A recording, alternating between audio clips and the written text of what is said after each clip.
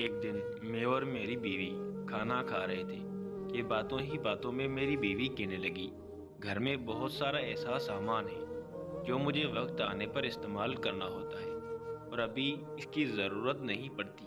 کیا تم میرے لیے باورچی خانے کے برابر میں ایک چھوٹا سا کمرہ بنا سکتے ہو جس میں میں یہ تمام کاڑ کباڑ رکھ دوں؟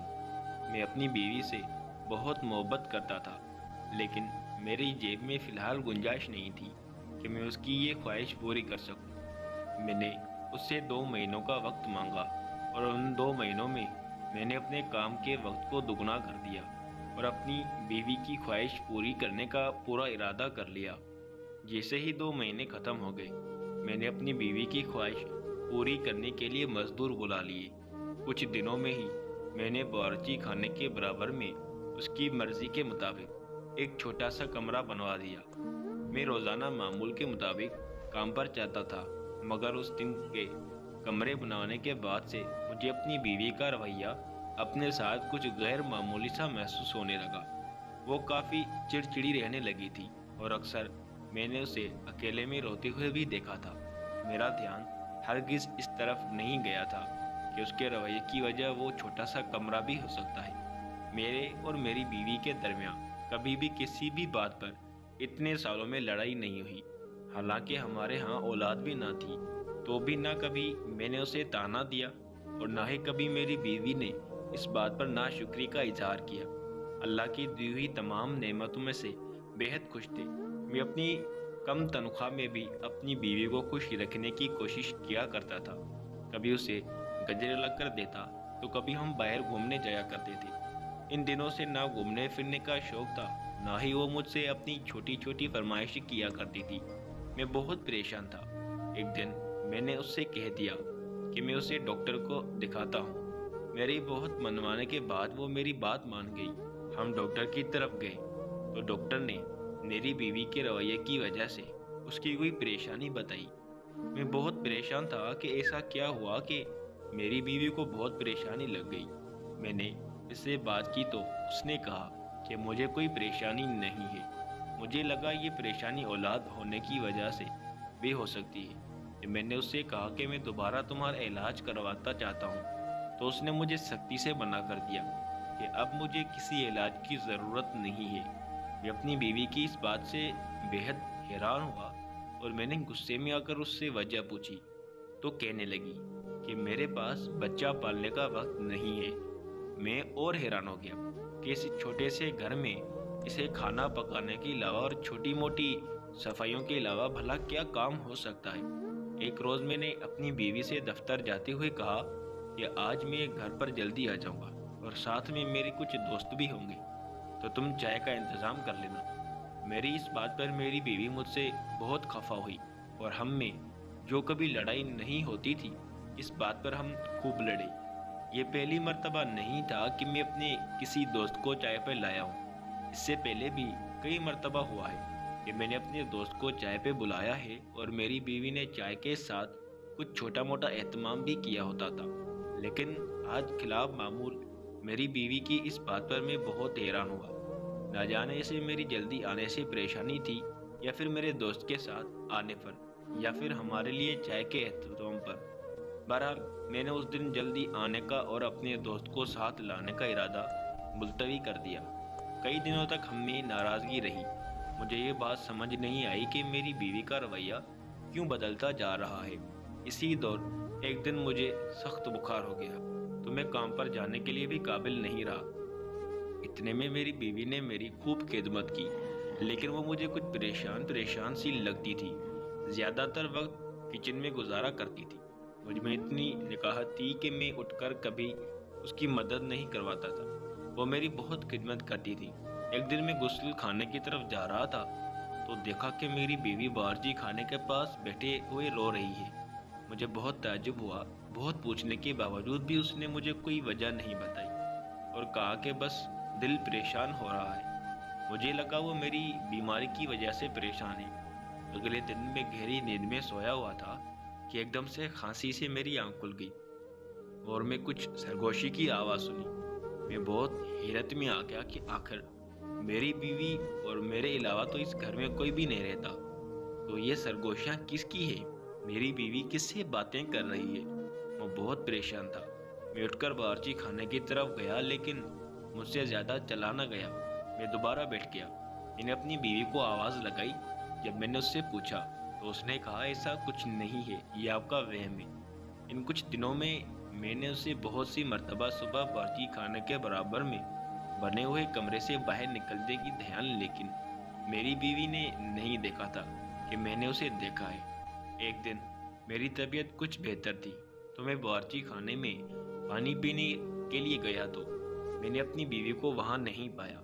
میں باورچی خانے سے باہر آ کر اسے ڈھونڈنے ہی لگا تھا کہ وہ باورچی خانے کے برابر میں بنے ہوئے کمرے سے نکلی اور مجھے دیکھتے ہی وہ گھبرا گئی۔ اس کے ماتھے سے پسینہ چھوٹ گیا۔ مجھے لگا کہ ایسی کیا بات ہے۔ اس وقت مجھے بہت عجیب لگا، کیونکہ میں نے جب بھی اسے باورچی خانے کے برابر میں بنوائے ہوئے کمرے سے نکلتے دیکھا تھا تو میں سوچتا تھا کہ کوئی نہ کوئی کام سے یہ اس کمرے میں جاتی ہے، لیکن آج اس کے ماتھے کے پسینے نے مجھے کچھ اور سوچنے پر مجبور کر دیا۔ میرے پوچھنے پر اس نے بتایا کہ وہاں سامان رکھنے کی تھی۔ میں نے بات کو وہیں ختم کر دیا۔ میں اپنی بیوی سے اب مزید بحث کرنا نہیں چاہتا تھا، کیونکہ میری بیماری میں اس نے میری خوب خدمت کی۔ اس نے کہا کہ وہ سامان سمیٹ کرنے کے خاطر اس کمرے میں موجود تھی۔ اب کی بار میں نے اسے یہ نہیں بتایا کہ میں نے اس کمرے میں کچھ آوازیں بھی سنی ہیں، کیونکہ میں اس بات کی کھوج لگانا چاہتا تھا کہ آخر ایسا کیا ہے جو بار بار میری بیوی اس کمرے میں موجود ہوتی ہے، اور ایسی کون سی آوازیں ہیں جو مجھے پریشان کرے جا رہی ہے۔ میں دن رات اس پریشانی میں گھلتا جا رہا تھا۔ یہ پریشانی مجھے کھائی جا رہی تھی کہ آخر ایسا کیا ہے جو مجھے نہیں پتا اور میری بیوی مجھ سے چھپا رہی ہے۔ میں نے اس بات کا ذکر جو اپنے دوست سے کیا تو وہ مجھے قریبی ایک بابا کے پاس لے کر گیا۔ اس نے کہا کہ بابا تمہیں وہ باتیں بتائیں گے جو عام انسانوں کو نہیں معلوم ہوتی۔ جب بابا سے تمام تفصیلات بیان ہوئی تو انہوں نے کچھ دن کا وقت دے کر مجھے بتایا کہ ہمارے گھر میں آسیب ہے، اور وہ آواز میں انسان کی نہیں آسیبوں کی ہے۔ پہلے پہل تو میں نے بابا کی بات کا اعتبار کر لیا، لیکن میرا دل اس بات پر مطمئن نہ تھا۔ مجھے نہیں لگتا تھا کہ کسی آسیب کی آواز ہے۔ اب یہ اکثر ہوتا تھا کہ جب بھی میری بیوی چھپ کر اس کمرے سے جاتی تھی میں اس کا پیچھا کرتا تھا، لیکن سرگوشیاں اتنی ہلکی ہوا کرتی تھی کہ مجھے کوئی آواز سمجھ میں نہیں آتی تھی، اور میں چھپ کر اپنی بیوی کا تعاقب کرتا رہتا تھا۔ مجھ میں اتنی ہمت ہی نہ تھی کہ میں اپنی بیوی سے اس بات کے لیے اعتذار کروں۔ مجھے لگتا تھا کہ میری بیوی نے میری آواز بند کروا دی ہے اور میں کبھی اس سے اس بات کے بارے میں نہیں پوچھ پاؤں گا۔ آخر وہ کیا تھا جو مجھے پریشان کیے جا رہا تھا؟ مجھے اپنی اس دن کے پیسے پر بہت ملام محسوس ہو رہا تھا کہ اس دن میں نے اپنی بیوی کی بات مانی تھی کہ وہ مجھے کہ میں اسے کمرہ بنوا دوں۔ کبھی مجھے لگتا کہ میری بیوی کسی خاص ہو کے شکنجے میں آ گئی ہے، کبھی مجھے لگتا تھا میری بیوی اس دنیا میں انسانوں جیسی نہیں ہے، اور کبھی مجھے لگتا تھا کہ میری بیوی ایک دن عورت ہے جو مجھ سے چھپ چھپ کر اس کمرے میں کسی سے ملتی ہے۔ لیکن میں کبھی ایک فیصلے پر قائم نہیں رہتا تھا کہ کسی بھی بنیاد پر اپنی بیوی پر کوئی الزام لگاؤں۔ مجھے کوئی سراغ نہیں مل رہا تھا۔ ایسا نہیں تھا کہ میں نے اس دروازے کو کھولنے کی کوشش نہیں کی، لیکن مجھے لگتا تھا کہ میری بیوی 24 گھنٹے اس دروازے کے پہرداری کر رہی ہوتی تھی۔ جب بھی میں اس طرف جاتا تھا میری بیوی کسی نہ کسی بات کے بہانے مجھے ٹال دیتی تھی یا مجھے اس طرف دھیان ہٹوا لے دیتی تھی۔ میں بہت پریشان تھا۔ میرے ذہن پر وہ کمرہ اور اس دروازے کو بولنا طاری ہو چکا تھا، لیکن میں کیا کرتا؟ میں اپنی بیوی کو اس بات کے معاملے میں بتانا نہیں چاہتا تھا۔ میں گوشت لگانا چاہتا تھا اور اپنی بیوی کو رنگے ہاتھوں پکڑنا چاہتا تھا، مگر میں بہت مجبور ہو چکا تھا۔ مجھے سمجھ نہیں آ رہی تھی کہ میں کیا کروں۔ میں نے زندگی میں خود کو اس سے زیادہ بے بس محسوس نہیں کیا تھا۔ کبھی کبھی بہت غصہ آتا تھا، دل چاہتا تھا کہ سب کچھ ختم کر دوں، بیوی کو طلاق دے دوں اور اس کے سارے کالے کرتوت سامنے لے آؤں، مگر میں پریشان تھا۔ میرے پاس کوئی ثبوت ہی نہیں تھا۔ ایک دن میں نے منصوبہ بنایا کہ میں دفتر نہ جاؤں اور پورا دن اپنی بیوی کی ہر حرکت پر نظر رکھوں۔ اس دن میری بیوی کی کافی طبیعت خراب تھی، تو میں نے اسے آرام کرنے کی نصیحت کی اور خود تیار ہو کر دفتر جانے کے لیے روانہ ہونے کا ڈرامہ کیا۔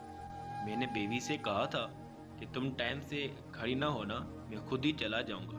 باہر کے دروازے کے پاس ایک الماری رکھی تھی، میں اس کے پیچھے چھپ گیا کہ میری بیوی کو محسوس بھی نہ ہوا کہ میں گھر میں موجود ہوں۔ اس نے اٹھ کر ناشتہ بنایا اور میں دیکھ کر حیران رہ گیا کہ وہ ناشتہ لے کر اس بند کمرے کے دروازے کو کھول کر اندر جاتی ہے۔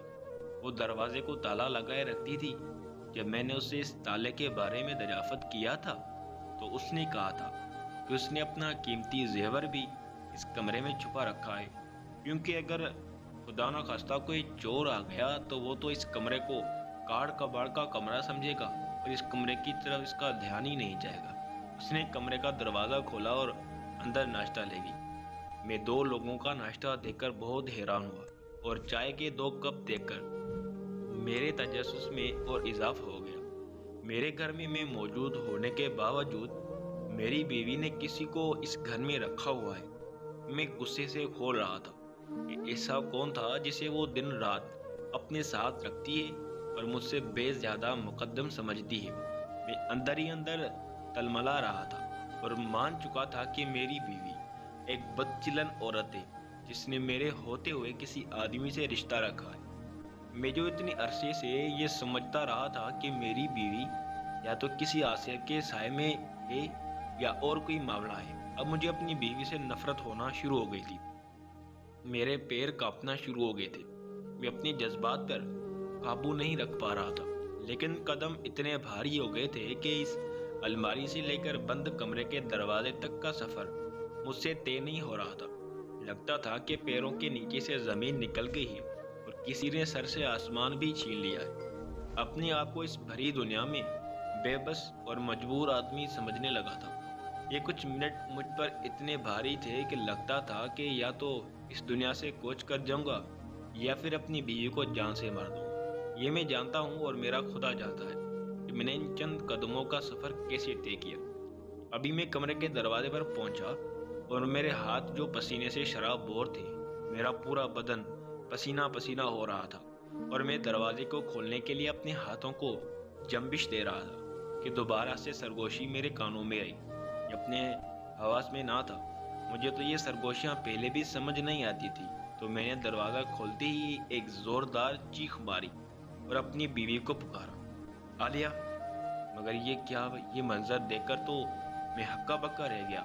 میں جو ابھی تک اپنی بیوی کو طلاق کے 3 لفظ سنانے کا ارادہ رکھا تھا کہ اب مجھ سے 1 منٹ بھی وہ برداشت نہ تھے۔ اگلے ہی سیکنڈ میں نے اپنے ارادے پر بہت زیادہ نادم تھا۔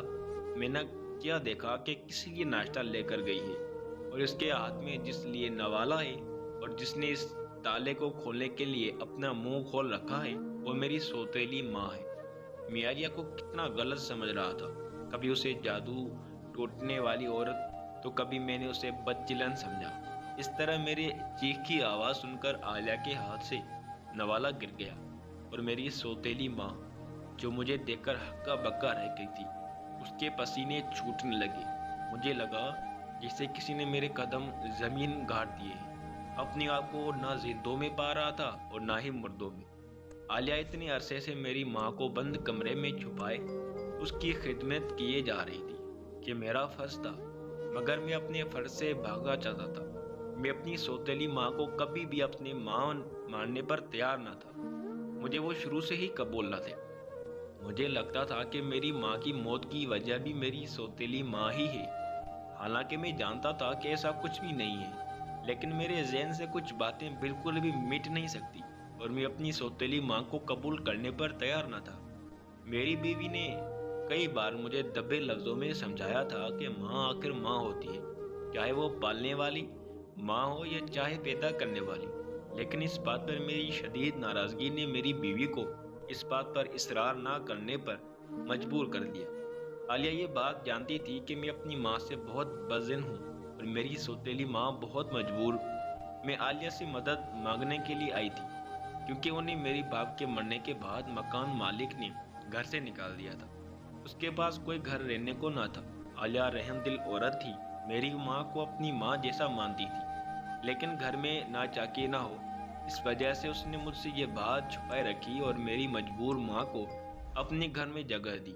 وہ بہت پریشان کی حالت میں تھی کیونکہ وہ دونوں جان سے پھنس چکی تھی۔ ایک طرف شوہر تھا جو ایک طرف اس کے دل میں رحم دلی کہ وہ میری ماں کو اپنی ماں کا درجہ دیتی تھی۔ عالیہ کا اتنا بڑا پن دیکھ کر میں تو جیسے چلو بھر پانی میں ہی ڈوب مرا۔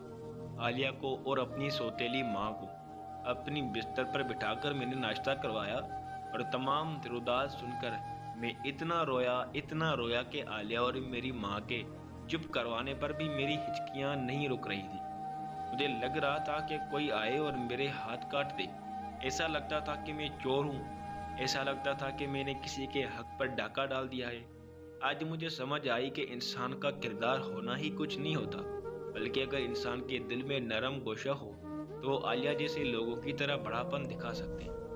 دوستو، اگر آپ کو یہ ویڈیو ہماری اچھی لگی تو ویڈیو کو لائک اور ہمارے چینل کو سبسکرائب لازمی کر دیں، ساتھ ہی لگی بیل آئیکن کو بھی پریس کر دیں تاکہ مزید ویڈیوز کی نوٹیفیکیشن آپ کو بر وقت اور آسانی کے ساتھ ملتی رہے۔ Thank you for watching. اللہ حافظ۔